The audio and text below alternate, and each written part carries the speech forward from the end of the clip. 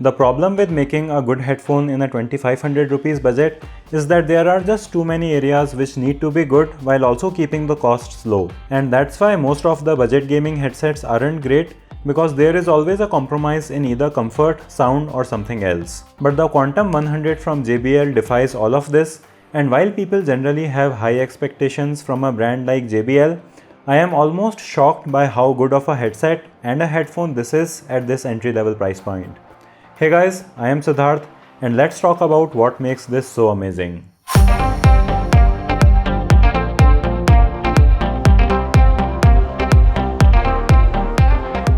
We have a very attractive box here, and they have also printed their sound signature here, which is a good indicator of a company being serious about audio, even though I don't think that this is what the sound signature is actually like. Then inside you get the manual, warranty card, something in Chinese, then you get a detachable microphone with a foam windscreen, and then you finally get to the headphone itself.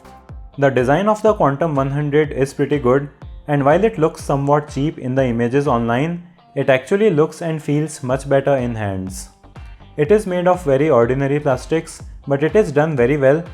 The ear cup hinges feel strong enough, and the ear cups even swivel to 90 degrees so you can rest them comfortably on your chest, which is a really nice feature to have on entry level. The braided cable has just the right thickness, it looks great, it's manageable, and it doesn't get tangled, and it terminates in this 45-degree jack, which looks funny if you plug it like this in my headphone amp. Since this has a combined headphone and microphone jack, you can directly plug it into your phones and tablets, but to use it with a PC, you may need an adapter that splits it into separate headphone and microphone jacks, and I don't know why they didn't supply it with the headphone. The headband adjustment feels kind of loose if you are not wearing them, but on your head it's not going to get loose as it becomes resistant when pressure is applied. There is a very nice volume wheel at back of the left ear cup which allows you to precisely adjust volume, and below that there is a toggle button which will allow you to mute or unmute the mic. The mic is attached with a 2.5mm jack and can be removed. It can be easily adjusted, and it also comes with a foam windshield. The headband cushion on top is soft and functions well. The ear cups are quite large and the clamping force is just right out of the box. And they are truly an over-the-ear headphones, as they even cover my large ears with glasses very well, and on top of that, the ear pads are also quite soft, so that combined with their lightweight really makes them very comfortable to wear for long periods.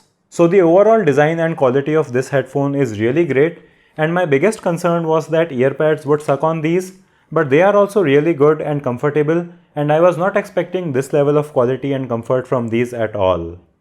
This is how the microphone sounds like. I have plugged it into my phone and I have an air conditioner running, and I think that it sounds really good. When you are playing a game or using it with Discord, you may have some noise cancelling algorithm working which could make it sound different. Also make sure that you are subscribed to the channel with bell icon, because I'll also be reviewing the JBL Quantum 200 and 300 after this. Now coming to sound quality, I am just blown away by how good and mature they sound. I was expecting a muffled sounding headphone with boomy and muddy bass, but these are quite the opposite of that, which is a very good thing. The mid and high frequency range on these headphones is just so good and well extended, and I haven't seen something that has mids and highs that are as good as this in this price range.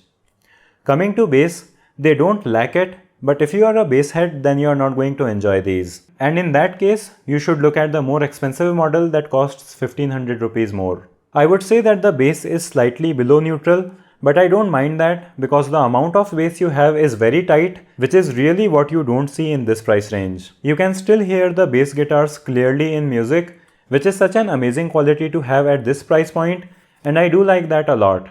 But it's not going to rock your ears with bass if you're looking for that kind of experience. From an audiophile perspective, I think that these have a really great sound signature, and I really like these for music.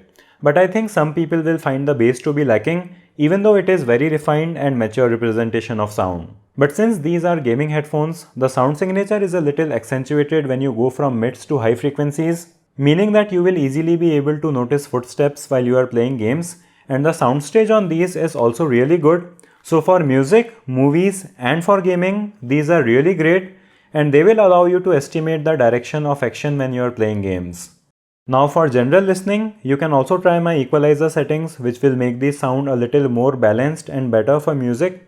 But even without the equalizer, they sound really great. For a quick comparison with JBL Quantum 200 and 300, these have a more neutral sound signature and are a little bright sounding, while the 200 and 300 have a more V-shaped sound signature like a typical gaming headset, and they also have more bass. So overall, I am extremely impressed with these.